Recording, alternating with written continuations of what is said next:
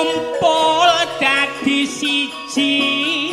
lan duweni jati diri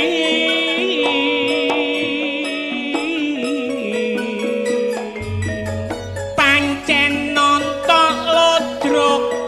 iku gak ana rugine asal ngerti inti sari